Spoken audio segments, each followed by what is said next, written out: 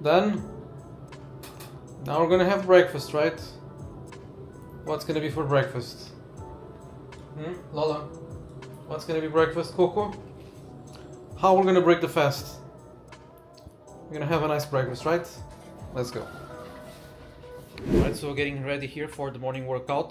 Today we're not gonna do weights, we're just gonna do a short HIIT, probably sprint 8. I feel like doing some sprints today, even though the sleep wasn't the best, but it's a good way to start the day. So for now, we're getting here some meal prep for my post-workout. 1 banana, protein shake, basically 30 grams of whey protein with 5 grams of creatine, and maybe 30 minutes later or so, I'm gonna have this meal. Okay, this is from Right Bite. This is basically chicken and rice, so it's a good post-workout. After the workout, you don't want to have a lot of fat because it slows your digestion. So you want more protein and more carbs because it's gonna go directly to your muscles. Talking in very, very simple terms. So after the workout, protein and carbs should be the priority, which is exactly what I have here. And now I'm still fasting. I usually like to have that breakfast that you probably saw before. If you didn't see, you're gonna see it quite often, which is eggs and avocado and cottage cheese, but it's a little bit more, so it has a lot of protein, but a lot of fat as well. So ideally after the workout you want more carbs. So I'm gonna leave this breakfast to later in the day because I cannot spend one day without eating eggs and avocado and cottage cheese. So anyway, we're getting ready here. We have here nice, so this is around 30 grams of protein for the protein shake, and this meal will give me 76 grams of protein, which is quite decent. So I can have here a post-workout with 100 grams of protein, which is quite decent. And this is one question that people normally ask, is what's the amount of protein that your body absorbs? It actually depends on your activity or on your gender and all these things, but it's proven already that you can absorb up to 100 grams of protein, because before you used to think that you can only have 20 or 30 grams, and if you have more, your body is not gonna absorb that, which is a myth that was already debunked. So especially after the workout, load up on carbs, load up on protein, because that's the best time for your body to make use of that. So 100 grams of protein here, easy, post-workout. Now let's get ready and prepare a nice coffee. Okay, let's grind some beans.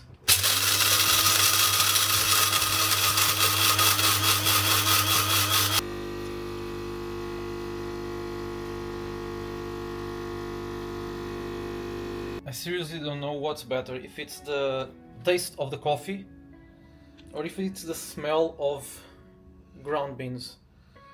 Oh my god, it's so good. Or actually the whole beans, like when you...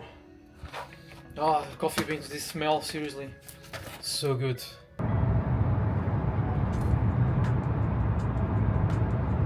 So heading to the gym right now.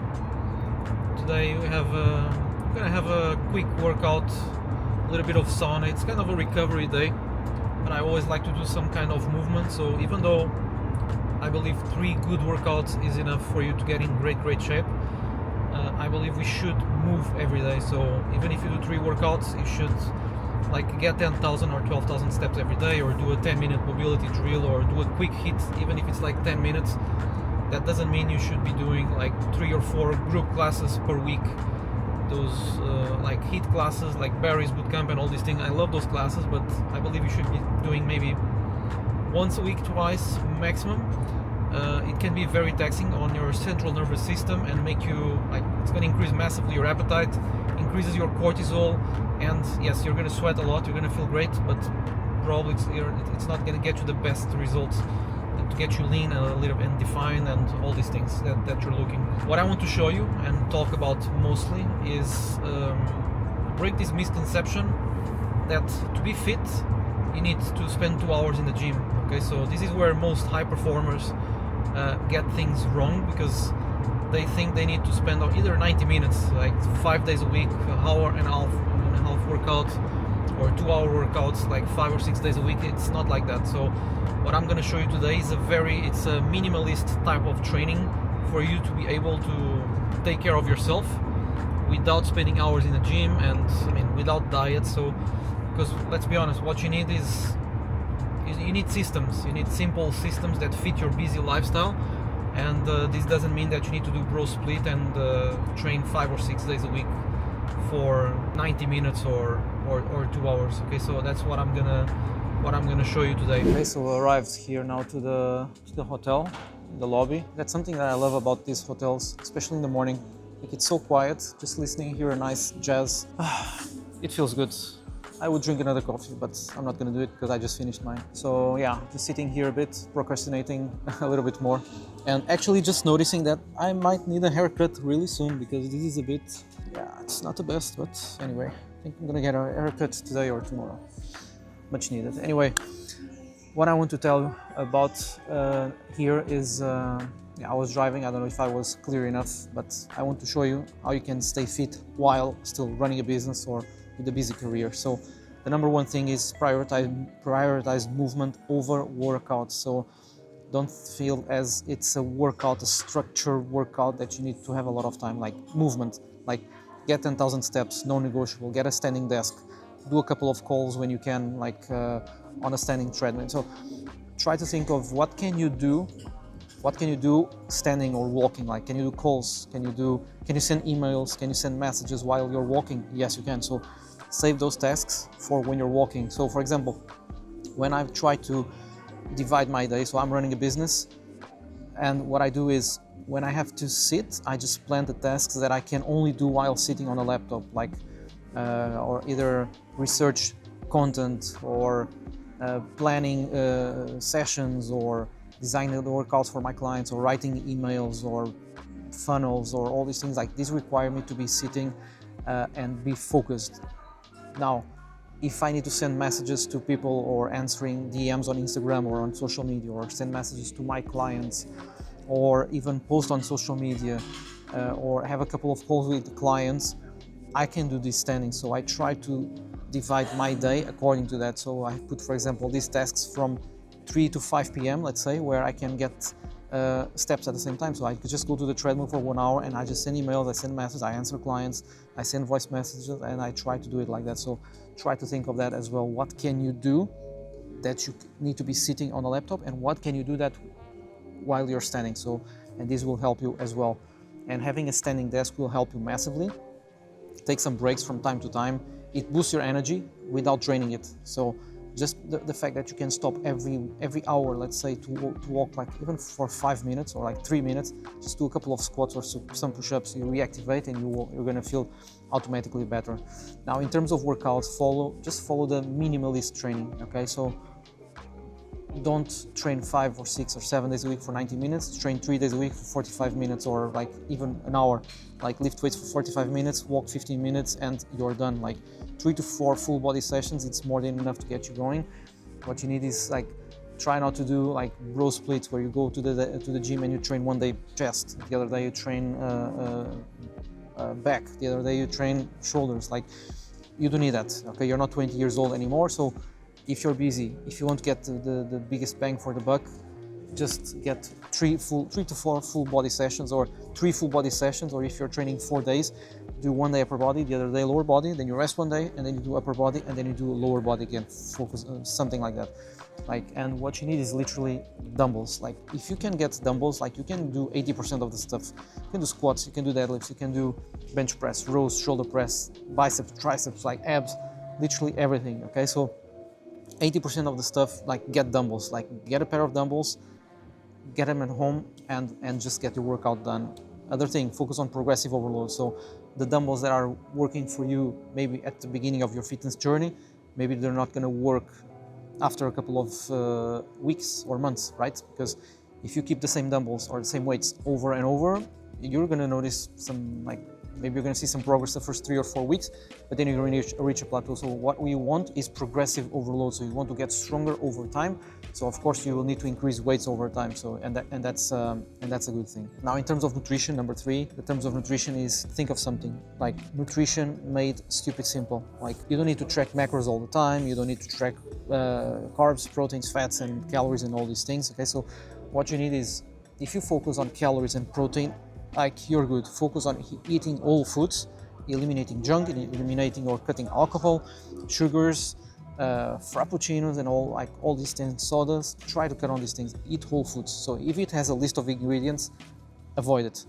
Then what you want is a structure, like 3 meals per day, each meal 50 grams of protein or 60 grams of protein. You're good to go. Like it's simple. Like 2 or 3 big meals. Like don't snack all the time. So especially after 35 or 40, you want to not only boost your testosterone, or not only build muscle, or not only get rid of the belly fat. You want to improve your gut health, because as you probably know, or you should know, what I'm telling you now is like gut controls literally every single function in your body. So, and we tend to have a lot of digestive load. Means if you're eating and snacking and eating and saying, like, your gut is always suffering some kind of load. So you want to rest your digestive system by minimizing the amount of snacks. So try to have like 3 meals per day, more than enough. If you want the snacks, put them together in the meal time, but make sure you have 3 periods of the day where you eat, and that's basically it. Focus on lean proteins, on healthy fats, and on smart carbs. Okay, so, and when I say smart carbs, it's like fruits and vegetables. These are fine. Like potatoes, it's fine. I love rice as well. Rice is fine. So there is no problem with eating like carbs. The problem is that people overeat carbs and they underdo activity, and so they eat a lot of carbs. They're not moving enough. They eat the carbs all over the place. So what you want is a structure. So what I usually tell to my clients is eat your carbs around the workout time. Okay, so face the carbs as a reward system. So you're gonna work out, eat carbs after the workout, because you're gonna make use of that fuel. So, but one day that you're not moving enough, or like if you're sedentary, if you're getting 7,000 steps and you're sitting for 12 hours, don't eat carbs. Just focus on protein and fats and cut carbs on that day. So what I usually say is like you need to earn the carbs. Okay, so that's a good analogy for you to understand. Like you can have carbs, but you need to deserve the carbs. Okay, so the more you move, the more you work out, the more steps you get, the more you can have those carbs without compromising your body composition. And carbs can be highly beneficial as well to fuel the workouts and to help you build muscle as well. One more thing that you need to focus is protein first. What is it? Protein first is very simple. Just get your protein first thing in the meal. Like, don't start with carbs, don't start with the bread, don't start with the rice or anything like that. Start with the steak, start with the chicken, start with the eggs. Okay, start with this. Fill up on the protein first, and then you're gonna reduce your carb intake, because you're not gonna crave. Now, if you're hungry and you're gonna start with carbs, you're gonna overeat for sure. Like you're gonna eat a bunch of bread or rice or potatoes or pasta. Like, leave this to later. Okay, so protein first, carbs later on. Then in terms of recovery and stress optimization, it's a game changer for busy guys. Okay, so very important as well. So we talk about workouts, we talk about nutrition, we talk about optimization, but stress is the number one, I would say the number one fat loss killer, because if you're stressed, it's going to impact your sleep.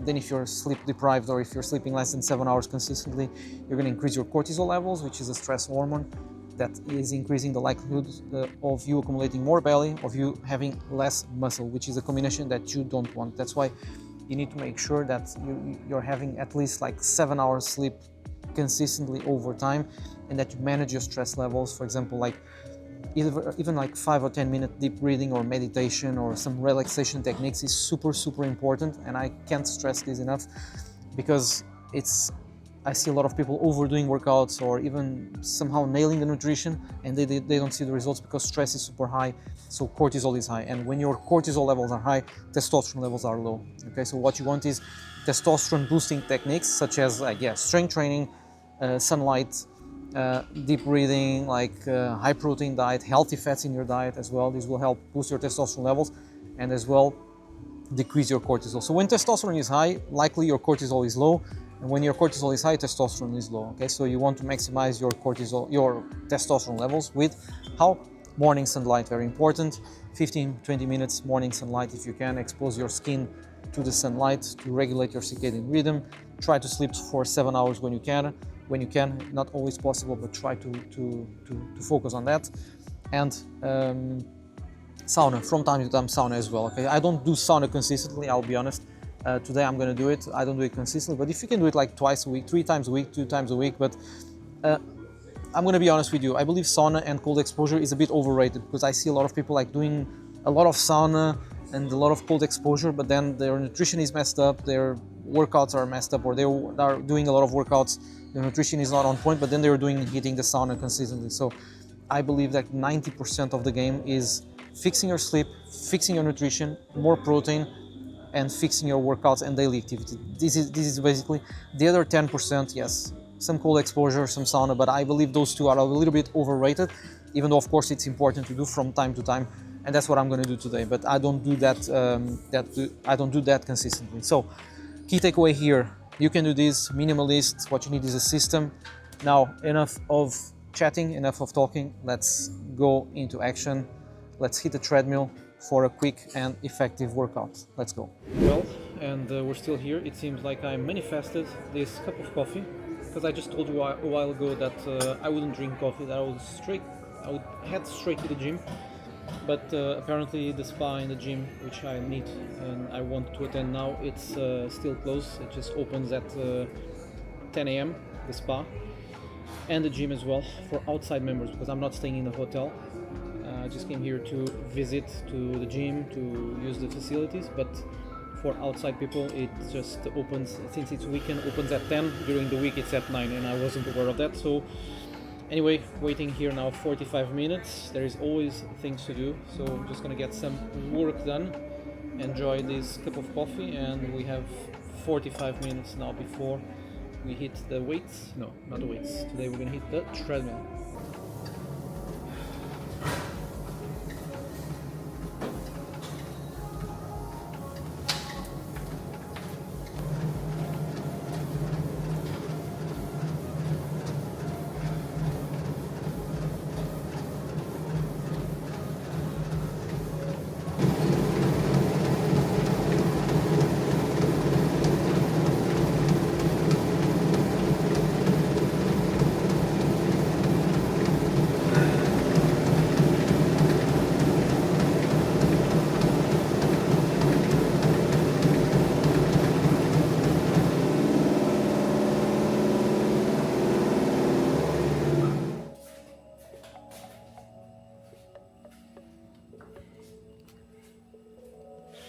Okay, so I guess we're gonna have the sauna and the steam room only for me, which is good. So planning to do eventually 10 minutes of sauna, maybe 10 minutes of steam, and that's it. I'm not gonna push a lot on sauna because the cardiovascular load was quite high on the high intensity training. So you need to understand that sauna is a good cardiovascular activity. It gets your heart rate up, but if you're doing that after cardio, you need to bear that in mind as well, because it might be a lot of effort. So just make sure that you hydrate with water, electrolytes. That's what I'm going to do. I'm going to do maybe 10-12 minutes of sauna, making sure that I drink water and electrolytes as well, to make sure that I'm properly hydrated. If I don't do cardio before, I would do maybe 15-20 minutes of sauna, but like this it's more than enough. So let's get this done, and I'll see you in a while. Let's go.